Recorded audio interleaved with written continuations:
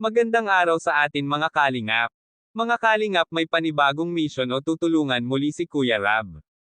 Pero bago po yan mga kalingap, kung bago pa lamang kayo sa channel ko, baka naman po pwedeng pa-like and subscribe my channel para lagi po kayong updated sa aking videos. At huwag din po natin kalimutan mga kalingap na pakisuportahan ang ama ng kalingap na si Val Santos Matubang at Kalingap Rab Matubang, pati na rin ang viewers at reactioners. Maraming salamat po.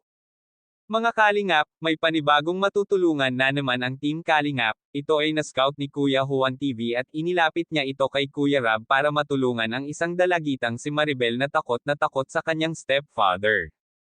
Bakit kaya ito takot? Tinanong ito ni Kuya Rab mga kalingap kung ano ang pwede maitulong sa kanila. Naging emosyonal ito si Maribel dahil ang una nito sinabi ay ang tungkol sa kanyang stepfather dahil kapag lasing daw ito ay nagwawala ito at nagmumura.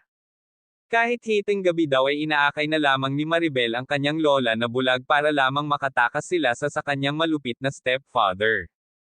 Napakalayo pa naman mga kalingap, ang kanilang bahay ito ay nasa kalagitnaan ng bukid. Wala din silang mayanggian ng saklolo kundi tatakas na lamang sila. Kaya gusto nila ito na magkaroon ng sariling tirahan para hindi na sila mahihirapan pa. Hindi kasi nila ito bahay kundi nakikitira lamang sila dito. Kaya ang hiling lang ito ni Maribel ay matulungan siya sa kanyang pag-aaral para maiahon niya sa kahirapan ang kanyang magulang.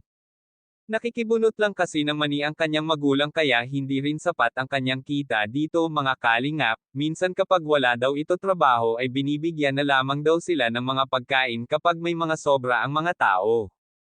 Si Maribel ay nagtiyagang maglakad ito kapag pumapasok kahit ito ay malayo dahil gusto niya ito makatapos ng pag-aaral dahil gusto niya ito maging guro balang araw. Sobrang saya ito ni Maribel dahil dinalhan ito nila Kuya Rab ng grocery at financial para sa kanyang allowance at pang-araw-araw nilang pangangailangan, kaya sobrang nagpapasalamat ito si Maribel sa tulong nila Kuya Rab. Kaya mga kalingap, hanggang dito na lamang po. Maraming salamat po. Thank you for watching and God bless us all.